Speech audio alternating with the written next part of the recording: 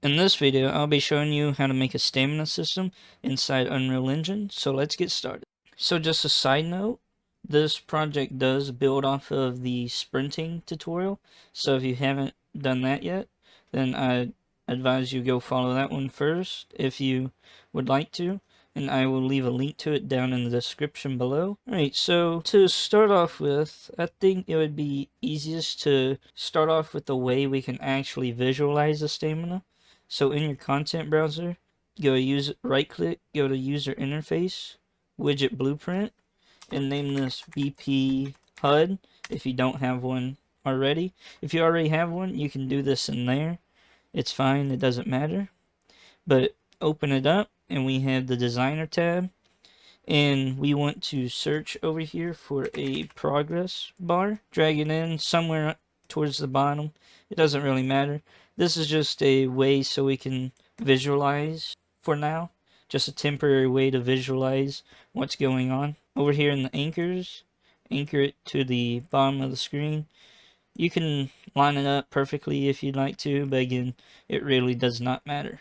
So now as you notice over here, this is the percent, how we can control it. And if you notice, it goes from 0 to 1. I will be showing how we can utilize this in the actual character itself. But for now, we need to create a binding right here. So click bind, create binding. And in here, what we need to do is first off change this function to get player's stamina or something along those lines. And we need to actually cast to whatever character we're using. So drag off of this and do cast to third person character or whatever you're using, and do get player character. This will get the project default character, and drag this into here so that it has a reference on what to cast. And now we do not have this value that it will read created yet. We will have to do that in the character and come back here. So we will come back and do this step last. Alright, make sure you compile and save, and we can hit minimize this and go back to the content browser. We can head on over to third person BP or wherever you have your character located and open it. And as you can see, here's our step that we needed from the previous tutorial. So you most likely won't have these functions unless you followed that tutorial. However, starting off though, our simplest spot to start would most likely be actually creating and making that HUD that we created actually be visible. So do begin play if you don't already have one. If it doesn't allow you to add it, then most likely you may already have it somewhere. So just add off of it at the end. Drag off of this and do create widget. Click that. And then for the class right here, click the drop down, and you should notice, like, if you have starter content enabled, there should be like a few other ones. Don't worry about those, just click the one we created, BP HUD, select that, and for the owning player, drag off of here and do get player controller.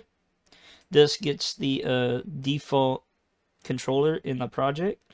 So if you have a base project, then you have nothing to worry about, it'll just work. But if you have customized controllers and stuff, then you should know which one you should know which one you have set in the settings, basically. Alright, so we have created the HUD, but we are not yet displaying it. And to do that, we have to create an intricate function called add to viewport, which does exactly what it says. It adds this HUD we created to the viewport. Alright, with that out of the way, we can move on and make two functions that are going to do stuff that we repeat several times throughout this. So make one. The first one is going to be called drain stamina. And then the second one is going to be called regain stamina. And these are going to be really simple functions. It's just we repeat them over and over. So it's just easier to make a function for them. So we can start off in regain stamina. And make sure you compile and save just to make sure everything's working. And come down here where it says local variables. These variables are only available in its function it was created in, so it won't clog up the public variables because we don't need it out here with all these other ones. We're only using this variable in here. Click local variable and name it regain rate and turn it into a float and set its value to something like 0.03. Something around there should work. And then drag it in, get it in. And then as you can notice, we also need one more variable in this public spot because we are going to use it everywhere.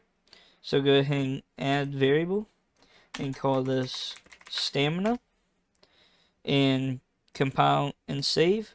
And remember how I said we were going to handle the only going up to 1? Because we can't make this 100. We can't have 100 stamina, or then our bar will never go down because it'll be way over the 1. This will be like 100 times that. So set this value to literally 1, and then drag this in. Get it like that. And since we're regaining stamina, we have to add regain rate to the stamina. So drag in stamina again, and this time do set, and connect up your add to the stamina, which will set its value.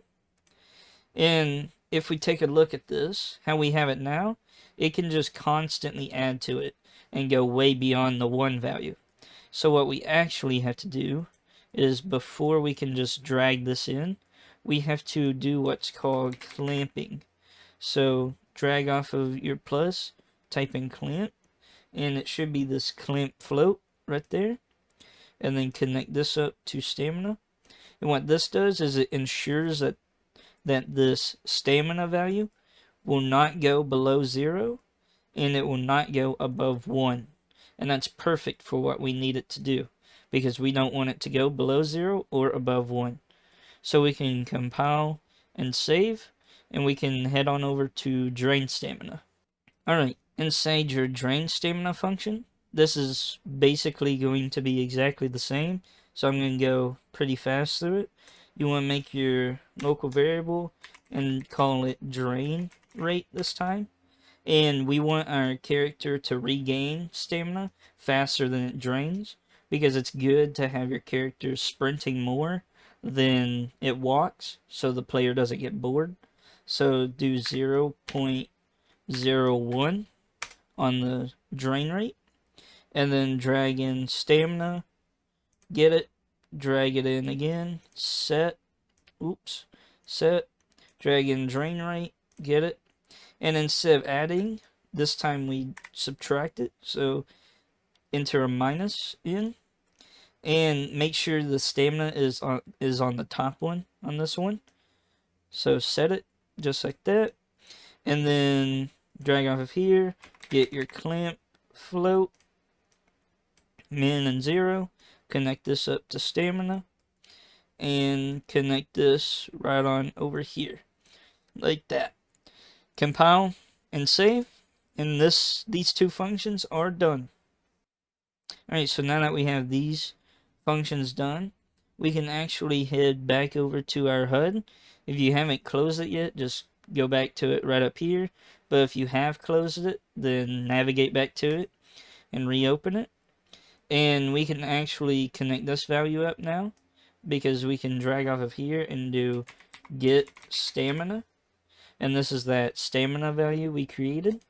So click that, connect it up, And what this does is it will read this value over and over and over and over again and update the progress bar fill percentage right here.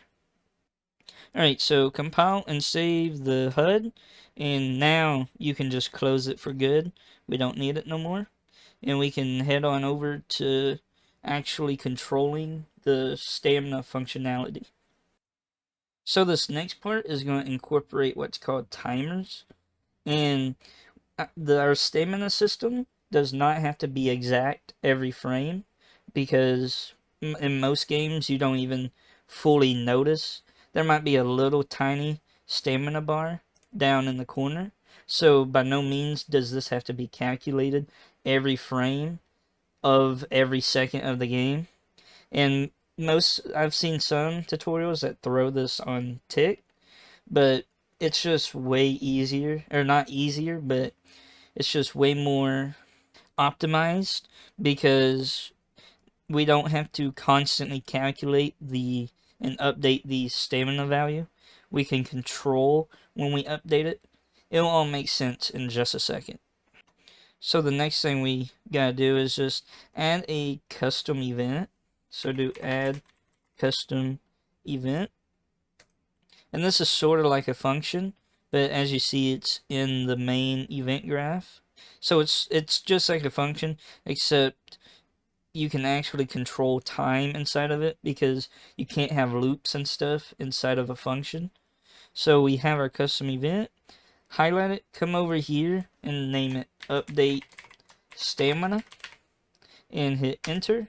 And don't worry about the replicated, that's for multiplayer stuff.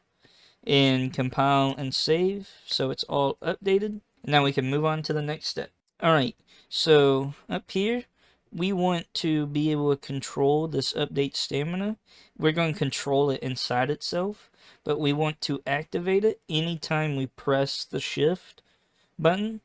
So after sprint is pressed, which is the shift key, and we start sprinting, we want to actually set timer by function name right here. And this looks a little weird, but it's not. It's very simple once you get the hang of it. So all we have to do is type in the function name, which we have right here.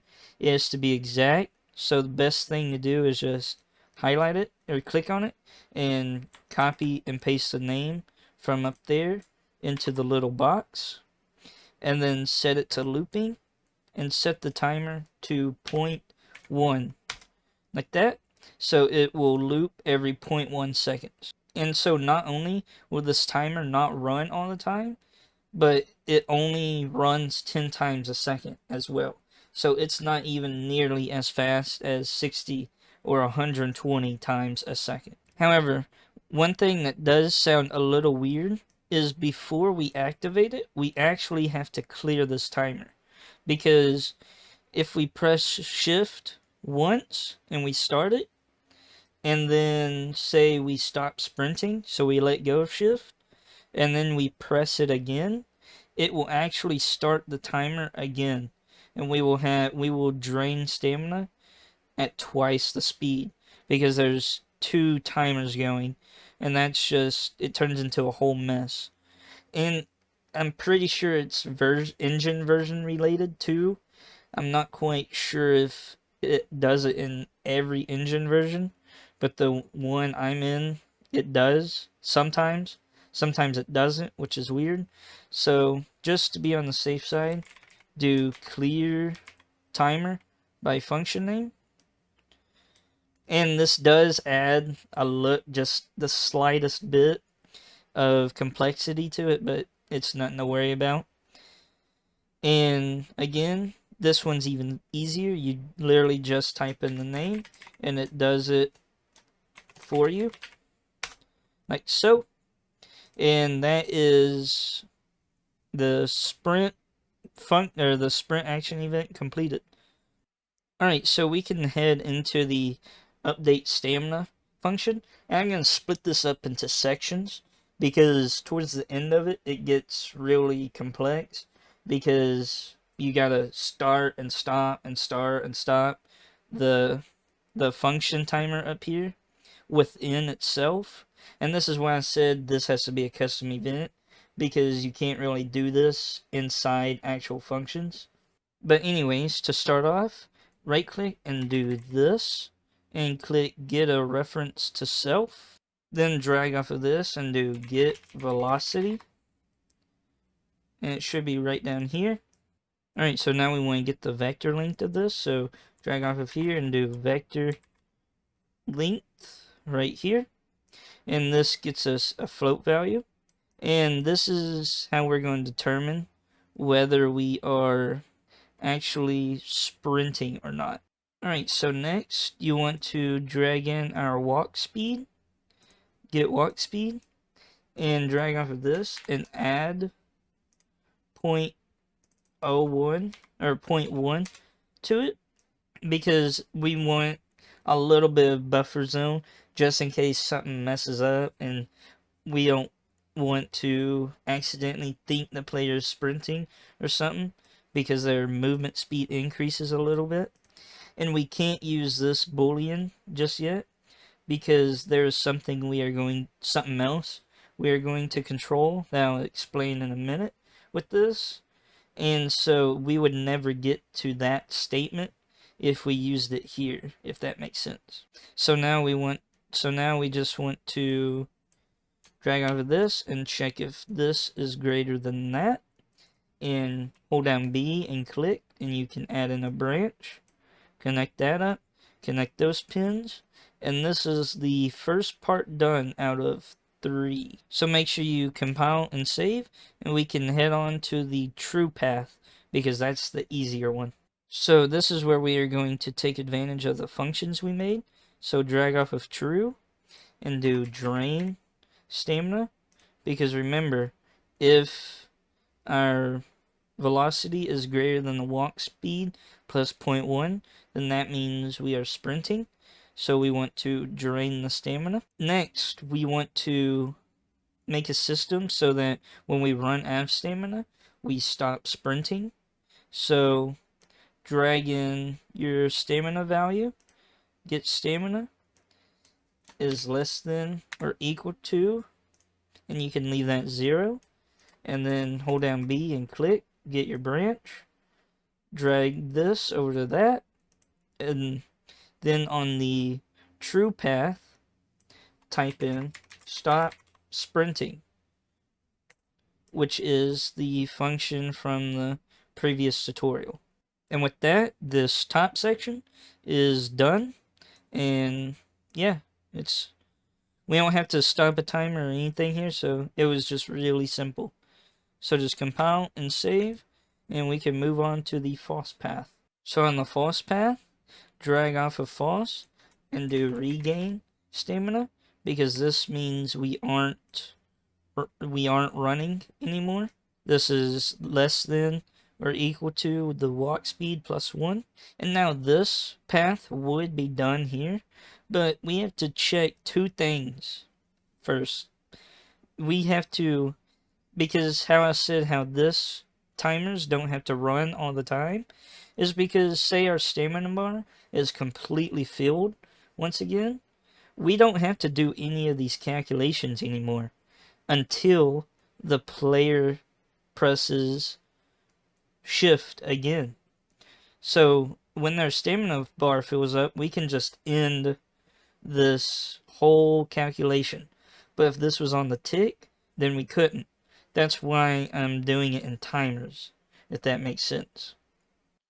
So if we just drag in our stamina and do get stamina, and we say greater than or equal to 1, and we connect this up into a branch, and then we connect these up, and then if it is greater than or equal to 1, then we clear this timer, clear timer by function name, and we say update stamina in it, because that's what it's named, update stamina. Then whenever our stamina bar gets to 1, then we will stop doing this calculation. However, there's a problem with this, because if we just check if it's greater than or equal to 1, then there's some situations, like if you run into a wall, you also don't want your stamina to keep going down, because you're not really sprinting anymore. You could still be holding down shift, but you're not sprinting.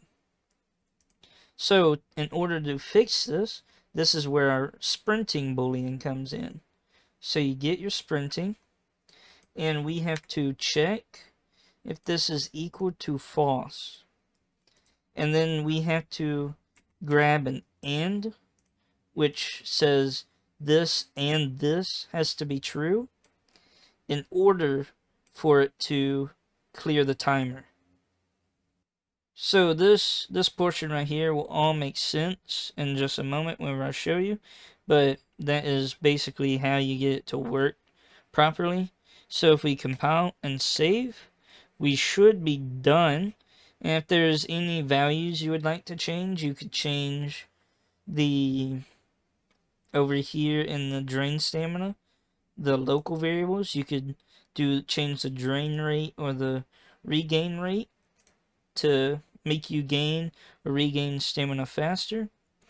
But if we look over all of this one last time, just to show you the optimization on it. So we sprint, we clear it because we have to watch out for that bug, like I said, or not really a bug, but we don't want to run this twice. Then we're looping on this constantly, and we do not stop looping. Like while we're sprinting, we don't stop looping, because when we stop sprinting, we still have to regain the stamina, so we don't stop looping up here. And whenever we let go of shift, that means we're done sprinting as well. So it would come into the false path, then we'd regain the stamina, check this, and then finally, when we're maxed out on stamina and we're just walking around casually, it does no more calculations. So this only calculates while we are sprinting. If we did it in tick, like I said again, the game would constantly, there would be no way to pause it. It would be doing all these calculations, or really only just like the main branch. It would only do it like up to here and here. But in reality, this is a whole lot more efficient and a better way to do it, because we do not need a stamina value to be exact. So just make sure you compile and save, and we can head on over to the main viewport and we can test it out. So click play, and as you can see, our stamina bar is up, and we walk around. We don't lose any stamina. We run, we lose stamina. We start walking, it goes back up. And if I let this completely drain out, alright, it's getting close to drain. As you can notice, we stopped sprinting. I'm still holding shift, but we went back up to full. And I let go of shift, nothing happens, and we can drain it back down. And if we run into a wall, we're not sprinting no more, but it goes back up. And then I never let go of shift, and it goes back down. That's what that end is doing. It lets it go back down after I come off of a wall. That's why I said it would be a whole lot easier for me to just show you. Alright, well, that's it. I hope you enjoyed, and you can add this to whatever project you would like. You can get rid of the bar too. The bar is literally just so I could show you what it's actually doing and the cases it's testing. But like I said, it's pretty optimized, and yeah, that's the end of the video. Hope you enjoyed. Bye.